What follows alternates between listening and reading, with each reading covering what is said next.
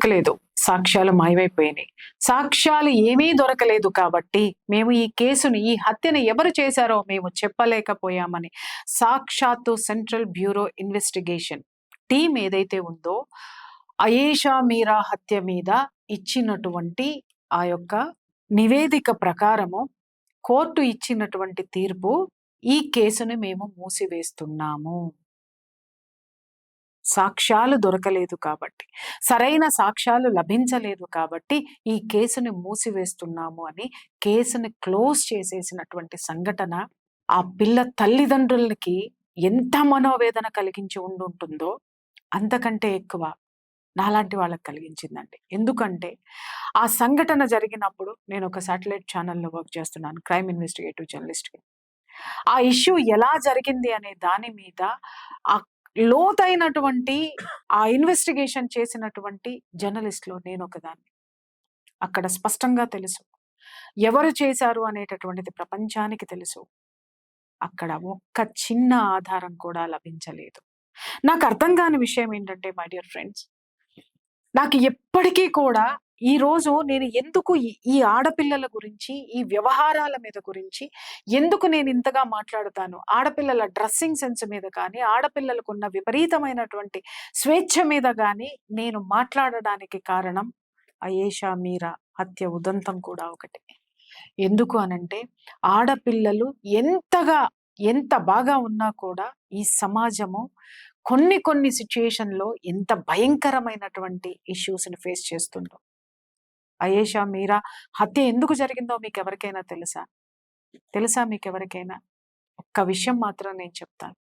అక్కడ ఆమె అంత భయంకరంగా అత్యాచారానికి గురయ్యి హత్య చేయబడడానికి కారణము ఆ హాస్టల్లో జరుగుతున్నటువంటి దారుణాలను ఆమె ప్రశ్నించడమే ఆ అమ్మాయి చేసినటువంటి తప్పు.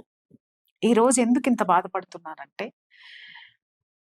నాకు ఈ మధ్య జరిగినటువంటి ఒక సిచ్యుయేషన్లో చాలా మంది పొలిటీషియన్స్, వేరే పార్టీల్లో ఉన్నటువంటి వాళ్ళు, అన్ని పార్టీల్లో ఉన్నటువంటి వాళ్ళు, నాకు తెలిసినటువంటి ప్రజాప్రతినిధులు, ఎంపీలు, ఎమ్మెల్యేలు కూడా ఫోన్ చేసి, ప్రియా, ఎవరు ఈ రోజుల్లో విలువలతోటి ఉంటున్నారు, ఎవరు నీ అంతగా మాట్లాడుతున్నారు, అనవసరంగా నైతిక విలువలు అని చెప్పి, దేశము ధర్మము అని చెప్పి, జనం అని చెప్పి నెత్తిన పూసుకొని ఎందుకు నువ్వు వ్యతిరేకమవుతున్నావు, అవసరమా నీకు అని ప్రశ్నించారండి. అయేషా మీరా ఎందుకు ఈరోజు నేను ఎంత బాధపడుతున్నానంటే, అయేషా మీరా హత్య జరగటానికి, అత్యాచారం జరగడానికి, ఆమెనంత ఘోరంగా చేయడానికి కారణము కూడా ఆమె అక్కడ జరుగుతున్నటువంటి, తాను ఉన్న చోట జరుగుతున్నటువంటి విషయాలు ఏవైతే ఉన్నాయో వాటిల్ని ప్రశ్నించడమే ఆమె చేసిన పెద్ద పొరపాటు. అక్కడ జరుగుతున్నటువంటి అన్యాయాన్ని ప్రశ్నించినందుకు వాళ్ళు వేసినటువంటి శిక్ష ఆ పిల్ల అనుభవించింది. ఒక్కసారి ఆలోచించండి మై డియర్ ఫ్రెండ్స్. ఆ బిడ్డ ఎంత బాధపడి ఉంటది, ఎంత మానసిక క్షోభ అనుభవించి ఉంటుంటుంది, ఏ విధంగా నరకం అనుభవించి ఉంటుంటుంది. వాస్తవాన్ని ప్రశ్నించినందుకు, వాస్తవాన్ని కాదు అన్యాయాల్ని ప్రశ్నించినందుకు ఆ బిడ్డకి పడినటువంటి శిక్ష ఈ ప్రపంచము ఎప్పుడు గుర్తిస్తుంది ఇలాంటివి. సరే, ఈరోజు అయేషా మీరాకి న్యాయం జరగకపోవడానికి కారణము న్యాయ వ్యవస్థలు కాదు, న్యాయం జరగకపోవడానికి కారణము సిబిఐ ఇచ్చినటువంటి రిపోర్టు కాదు, న్యాయం జరగకపోవడానికి కారణము అక్కడ సాక్ష్యాలు మాయం చేయటం కూడా కాదు, నోరు మూసుకున్నటువంటి మీది, జనానిది. ఏం జరిగినా కూడా నాకెందుకులే అని పట్టించుకోకుండా పేపర్ చూస్తే వార్త చూస్తాము, అయ్యో ఇలా జరిగిందా అనుకొని పక్కన పెడతాము తప్ప ఇలా జరగడాన్ని ప్రశ్నించడం అనేటటువంటిది మనం ఎప్పుడూ చేయలేదు. ఈ రోజు కూడా నేను చాలా మందిని చూస్తున్నాను కదా, సో కాల్డ్ యూట్యూబర్స్, ఇన్ఫ్లుయెన్సర్స్, ఏ ఇష్యూ వైరల్ అవుతుందో ఆ ఇష్యూ మీద మాట్లాడడానికి సిద్ధపడుతున్నారు. కానీ కెమెరా ముందు నుంచి ఫీల్డ్లోకి వచ్చి నిజాలు మాట్లాడే దమ్ము, ధైర్యం ఎవరికైనా ఉందా? అన్యాయం జరుగుతుంటే బీజిఎం లేసి పేదవాళ్ళని చేస్తారు. ఒక పిల్ల, మిడిల్ క్లాస్ ఆడపిల్ల అంత పెద్ద ఇష్యూ జరిగి, అమ్మాయి మీద అత్యాచారం జరిగి మరి హత్య జరిగితే ఎవరు మాట్లాడగలరు? 19 సంవత్సరాల క్రిందట ఏం జరిగిందో మీకు తెలీదు. అందుకే ఈరోజు ఎవ్వరు దీని మీద మాట్లాడలేదు. నాకు తెలుసు. నాకు తెలుసు. ఆ తల్లిదండ్రులు రోడ్ల మీద పిచ్చి వాళ్ళలాగా అమ్మాయికి న్యాయం జరగాలని ఎక్కని రాజకీయ నాయకుడి గడపలేదు. ఎక్కని సంఘ సంస్కర్తల గడపలేదు. ఎక్కని మహిళా సంఘాల గడపలేదు. ఎక్కి దిగిన గడపలే అన్నీ ఉన్నాయి. ఒంటరిగా ఎంత పోరాటం చేశారో, రోడ్డు మీద ఇలా ప్లకార్డు పట్టుకొని తిరిగినటువంటి రోజులు కూడా నాకు గుర్తున్నాయి. కానీ నువ్వేం చేశావు ప్రియా చౌదరి అని అడగచ్చు. చేశానండి. వాళ్ళు చేసిన పోరాటాన్ని ఎప్పటికప్పుడు నేను వార్తల రూపంలో నేను స్క్రీన్ మీద చూపించుకుంటూనే వచ్చాను. ఇది 19 సంవత్సరాల క్రిందట నేను జరిపినటువంటి పోరాటం. ఎంత గొంతెత్తాను, ఎంత ఆ ఇష్యూని బయటికి తీసుకురావడానికి ప్రయత్నించాను. సాక్ష్యాలు మాయమైపోయినటువంటి సాక్ష్యాల్ని ప్రశ్నించమని జనాలకి ఎంత అవేర్నెస్ ఇచ్చామో పబ్లిక్ పట్టించుకోలేదండి. ఎందుకంటే వాళ్ళ ఉద్యోగానికే టైం సరిపోవట్లేదండి. వాళ్ళ పిల్లలకి ఫీజులు కట్టుకోవాలంటే పరిగెడుతున్నారండి. మాకెందుకండి ఈ పెంట? నిజంగానే. ఎందుకంటే అన్యాయం గురించి ప్రశ్నిస్తే ఏం జరుగుతుందో తేజస్వి న్యూస్ ఛానల్కి ఎదురైనటువంటి సంఘటనే పెద్ద తార్కాణం. ఓటు బ్యాంకు కోసం చేసేటటువంటి రాజకీయాలు, పవర్లో చేసేటటువంటి దౌర్జన్యాలు, ఆ తర్వాత నోరు మూసుకున్నటువంటి పబ్లిక్, డబ్బిస్తే ఓటుకి అమ్ముడుపోయేటటువంటి నీచమైనటువంటి సంస్కృతి కలిగినటువంటి ప్రజాస్వామ్యంలో ఉన్నటువంటి జనం. ఒక్కసారి ఆలోచించండి మై డియర్ ఫ్రెండ్స్. సిబిఐ ఇచ్చినటువంటి రిపోర్టు ప్రకారమే మనం ఆలోచిద్దాము. ఇక్కడ ఏ సాక్ష్యాలు దొరకక మేము ఇది ఎవరు చేశారనేటటువంటిది తేల్చడం కష్టం అని చెప్పి ఇచ్చిన రిపోర్టు వెనక ఎవరు పాత్రధారులు? జనం కాదా? అరే, అక్కడ అమ్మాయి చనిపోయిందనేది వాస్తవం, అత్యాచారానికి గురైందనేది వాస్తవం. అక్కడ అమ్మాయి బట్టలు, ఒంటి మీద ఉన్నటువంటి బట్టలు లేవు. అక్కడ ఉన్నటువంటి సాక్ష్యాలన్నిటినీ ఎలా మాయం చేశారో కూడా బయటికి తేలైనటువంటి ఈ విధమైనటువంటి వ్యవస్థలు ఉన్నటువంటి సమాజంలో నోరెత్తి ప్రశ్నించినటువంటి మనది కాదా పాపం? మనది కాదా పాపం? ఈరోజు ఆ పిల్ల యొక్క అస్థికలు బయటికి వచ్చి అది పట్టుకొని బయటికి వస్తుంటే ఈ జనాన్ని చూస్తే అసహ్యం వేస్తుందండి. ఎప్పుడు మారతారు మీరు? ఆ పిల్లను ఒక్కసారి తలుచుకోండి. ఆ సంఘటన జరిగినప్పుడు ఆ పిల్ల ఎంత బాధపడి ఉంటది, మానసికంగా, శారీరకంగా ఎంత హింసను అనుభవించి ఉంటుంది. ఆ ఫోటోలు మీకు తెలుసా? ఈ నెట్ లో గనక దొరికితే ఎతకండి. అప్పుడు ఆ అమ్మాయి చనిపోయినప్పుడు బాత్రూమ్ లో అమ్మాయి ఎలా పడిపోయిందో మేం చూసాం.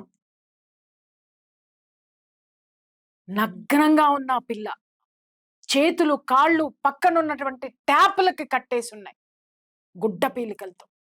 సమాజం ఎప్పుడురా మారతారు మీరంతా? ఎప్పుడురా పిచ్చ సెంటిమెంటల్ తోటి చస్తారు? ఇంకా ఎక్కడ ఉందిరా? ఎక్కడ మాట్లాడుతున్నారు?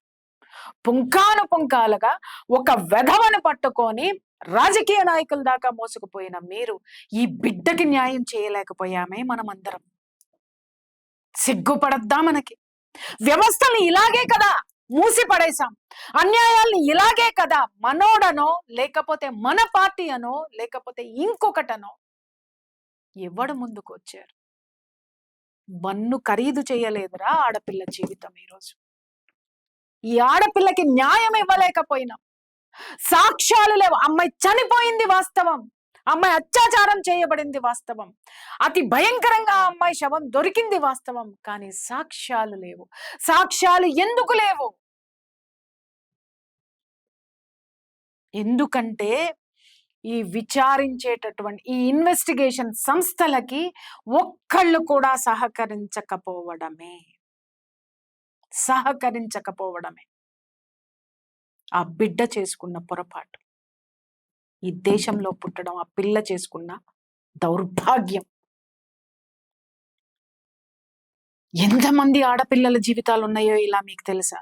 నాట్ ఓన్లీ అయేషా మీరా, అయేషా మీరాలు అలాంటి వాళ్ళు ఎంతమంది ఈ భూమిలో పాతి పెట్టబడి ఉన్నారా సాక్ష్యాలు మాయం చేసి. తెలుసా మీకు? వ్యవస్థల్ని ఎంత నిర్వీర్యం చేస్తున్నారో తెలుసా మీకు? అర్థం పర్థం లేకుండా నేను మాత్రమే బ్రతకాలి, ఎలాగైనా బ్రతకాలి, నాకు మాత్రం డబ్బు కావాలి. ఎలా నేర్చుకుంటున్నాడు అనంటే, వాడు సంపాదించాడు కదా 1000 కోట్లు, వాడినేం పీకినారు, అందుకే నేను ఏమైనా చేస్తాను అనేటటువంటి ఆదర్శప్రాయమైనటువంటి ప్రజాస్వామ్యంలో ఉన్న ప్రజాప్రతినిధులు ఉన్నటువంటి రాజ్యంలో మనం ఉన్నాం. వాళ్ళకి మనకి తేడా ఏంటండి? తేడా ఏంటి? నాకు ఎక్కడ మై డియర్ ఫ్రెండ్స్, ఇక్కడ నాకు అర్థం కానటువంటి విషయం ఏంటంటే, ఒక కోర్టు కూడా ఆలోచించవలసినది ఏంటంటే, సాక్ష్యాలు మాయమైనవి అని తెలుసు, మాయం చేసిన వాళ్ళని ఎందుకు విచారించలేదు? సరైన సాక్ష్యాలు దొరకక. ఒక్కసారి ఆలోచించండి. ఆ బిడ్డ ఎంత మందిని ప్రశ్నిస్తుందో ఆలోచించండి. మనందరినీ ప్రశ్నిస్తుందండి. ఇలాంటి దిక్కుమాలిన వ్యవస్థలో ఉన్నందుకు ఒక ఆడపిల్లకి న్యాయం చేయలేకపోయినాం. ఒక తల్లిదండ్రుల కన్నీళ్లు తొడవలేకపోయాం. మనం మాత్రం పెద్ద పెద్ద మాటలు మాట్లాడతామండి. పెద్ద పెద్ద మాటలు మాట్లాడతాం. మానవత్వం గురించి మనమే మాట్లాడాలి. సిగ్గులేని వ్యవస్థలు, సిగ్గులేని జనం, సిగ్గులేని రాజకీయ నాయకులు. ఇంకా చెప్పాలంటే ఆలోచించండి. ప్రశ్నలు, అసలు సాక్ష్యాలు లేవు అని ఒక కేసుని 19 సంవత్సరాల తర్వాత క్లోజ్ చేశారు. ఒకవేళ ఇప్పుడు కేసు ఓపెన్ చేయాలన్నా 19 సంవత్సరాల కిందట ఆ హాస్టల్ ఉందో లేదో తెలియదు. ఆ హాస్టల్లో ఆ పిల్ల బట్టలు లేవు, ఆ రోజునే తీసేశారు. కానీ వెనక్కి వెళ్ళాలంటే మూలాలు మొత్తం చెరిగిపోయినాయి అండి. ఇదే మన వ్యవస్థ సార్. 28,000 మంది ఆడపిల్లలు ఈ దేశం నుంచి మాయమయ్యారు. ఎక్కడున్నారో ఎవరికైనా తెలుసా? సాక్ష్యాలు లేవు. ఒక్కొక్క ఆడపిల్లకి రేటు కట్టి మరి బోర్డర్లు దాటిస్తున్నారు. తెలుసా ఎవరికైనా? మనకి పట్టదు. ఎందుకంటే పట్టించుకుంటే చంపుతారేమో, పట్టించుకుంటే నెత్తినేసుకోవాల్సి వస్తుందేమో. నాకేం అవసరం? నేను నా ఇంట్లో భద్రంగా ఉన్నాను కదా. నా పిల్ల స్కూల్కి వెళ్ళి ఇంటికి తిరిగి వస్తుంది కదా. నా పిల్లవాడు బాగా చదువుకొని వాడు ఏమైనా సరే ఎక్కడో ఒక చోట డబ్బు పారేస్తే ఒక ఉద్యోగం బ్యాక్ డోర్స్ నుంచి వస్తుంది కదా.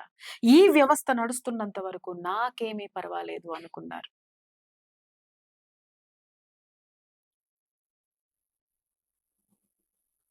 బాధేస్తుందండి. బాధ. ఈ వ్యవస్థ ఎప్పుడు బాగుపడుతుంది? బాగు చేసుకుంటూనే వెళ్లాల్సి వస్తుంది. స్పందించండి. కనీసం ఒక్క వాయిస్ ఇవ్వండి. ఇలాంటి సంఘటనలు జరిగినప్పుడు మనం ఎప్పుడైతే అవిశ్వాసం అనేటటువంటిది ప్రభుత్వాల మీద మనం పెడతామో అప్పుడే చట్టాలు సరిగ్గా పనిచేస్తాయి. నేను మీకు ప్రజలందరికీ ఇప్పుడు ఈ ఎపిసోడ్ చేయడానికి కారణం నేను చెప్పడానికి కెమెరా ముందుకు వచ్చాను. మై డియర్ ఫ్రెండ్స్, తప్పు చేసిన వాడు చిన్నవాడైనా పెద్దవాడైనా, మొన్న పాల వ్యాపారం చేస్తే పిల్లల ప్రాణాలు పోయిన వాడిని తీసుకెళ్లి లోపలేశాం కదా. మరి ఈ బిడ్డ ప్రాణం తీసిన వాడిని ఎందుకు వేయలేదు? వాడు నేరస్తుడు కాదా? పెద్దవాడికి శిక్ష పడితేనే, పెద్దవాడికి శిక్ష పడేటట్టు మనం చేస్తేనే కింద ఉన్నవాడు భయపడతాడు. ఈరోజు వాడు డబ్బులు ఇస్తున్నాడని వీడు వీడియో చేస్తాడు, వీడు డబ్బులు ఇస్తున్నాడని ఈ అమ్మ వీడియో చేస్తుంది. సమాజాన్ని పక్కదోవ పట్టించడం కోసం మన మాటల్ని అమ్ముకొని బ్రతుకుతున్నటువంటి దగుల్బాజీ స్థితిలో ఈ రోజు మన నైతిక విలువలని మాట్లాడుకోవడానికి సిగ్గుచేటండి. ఒక ఆడపిల్లకి న్యాయం చేయలేని మనము, మన వ్యవస్థలు, డామ్. మాటలు నిజంగా రావట్లేదండి. ఏం మాట్లాడాలంటే ఏం మాట్లాడాలి? నిజంగా నేను గత కొన్ని రోజుల నుంచి నా గొంతు మోగపోయింది. ఎందుకో తెలుసా? ఈ వ్యవస్థను చూస్తే అసహ్యం వేస్తుందండి. కొంతమంది ఉన్నారు పనికి రాని పనికి మాలిన వాళ్ళు. మీరు ఈ వ్యవస్థలో ఒక ఆడపిల్లకి న్యాయం చేయలేని మీరు అన్యాయాన్ని ప్రశ్నించిన వాళ్ళని తిట్టడం తప్ప, ఈ విధంగా బలివ్వడానికి తప్ప ఎందుకు పనికి వస్తారు మీరంతా అని ప్రశ్నిస్తున్నాను. సిగ్గులేని సమాజమా, సిగ్గుపడు.